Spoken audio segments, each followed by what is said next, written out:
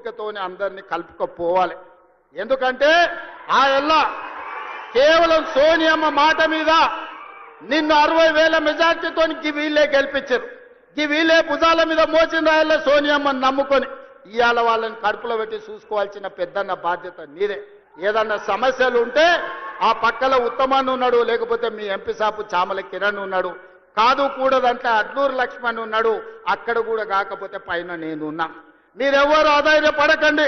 స్థానిక సంస్థలలో సర్పంచ్ కావచ్చు, ఎంపీటీసీ కావచ్చు, జడ్పీటీసీ కావచ్చు, జిల్లా పరిషత్ కావచ్చు, ఏ ఎన్నికలైనా మిమ్మల్ని గెలిపించే బాధ్యత, మిమ్మల్ని ప్రజాప్రతినిధులను చేసే బాధ్యత పార్టీ తీసుకుంటుంది, ప్రభుత్వం తీసుకుంటుంది. మందుల శామ్యుల్ని గెలిపించిన బాధ్యత మీరు తీసుకున్నారు, మిమ్మల్ని గెలిపించే బాధ్యత పార్టీ తీసుకుంటుంది.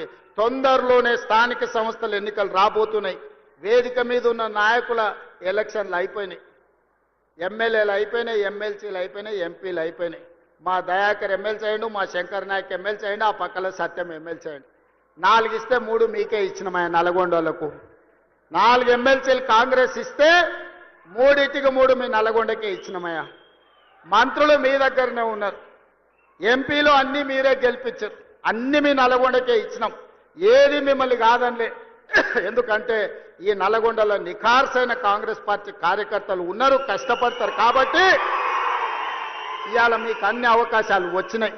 భవిష్యత్తులో కూడా ఈ నల్గొండ జిల్లాను ప్రత్యేకంగా చూసి ఇక్కడి పార్టీ కార్యకర్తలను కాపాడుకునే బాధ్యత పార్టీ ప్రత్యేకంగా తీసుకుంటుంది. మా మిత్రులు మహేష్ గౌడ్ గారికి అధ్యక్షునికి నేను సూచన చేస్తున్నా, నల్గొండలకు ప్రత్యేకంగా సమయం ఇచ్చి వాళ్ళతోని కూర్చొని మాట్లాడి వాళ్ళ సమస్యలు ఏమున్నాయో తీర్చు. వాళ్ళకి జర ఆవేశం ఎక్కువ కానీ వాళ్ళు షెడ్యూళ్ళు కాదు. జర కోపం వస్తే దాచుకునే తత్వం నల్గొండ జిల్లాకు లేదు. అందుకే ఈ కార్యకర్తలు గట్టిగా కోపంగా మాట్లాడతారు కానీ వివరించి చెప్తే అన్ని వింటారు. నాకు ఆ నమ్మకం, విశ్వాసం ఉంది.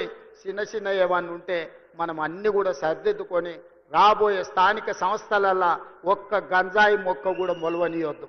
ఎందుకంటే మీరు అనుకుంటే ఈ జిల్లాల బీఆర్ఎస్ అనేది ఉండదు, నేల మట్టం తూడ్చేసే శక్తి మీకున్నది.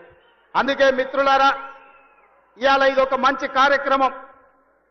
ఇక్కడ ఉండే మా అక్కల్ని, మా చెల్లెళ్ళని నేను అడుగుతున్నా, ఇంటికి వెళ్ళండి, ఇంటి ఆయనతో మాట్లాడండి. చెప్తే ఇంటే సరే, లేకపోతే ఆయనకు చెప్పకరి. ఎందుకంటే ఆయన అప్పుడప్పుడు అక్కడిక్కడ చూస్తాడు. సన్నబియ్యం ఇచ్చినమా లేదా ఆలోచన చేయండి. రేషన్ కార్డు వచ్చిందా లేదా ఆలోచన చేయండి.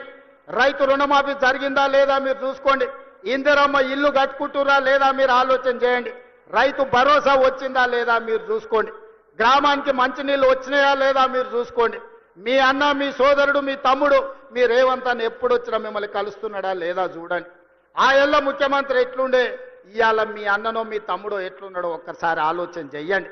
అందుకే ఇవాళ ఎవరు ఎట్లున్నా 10 ఏళ్ళు మనం ఉంటాం.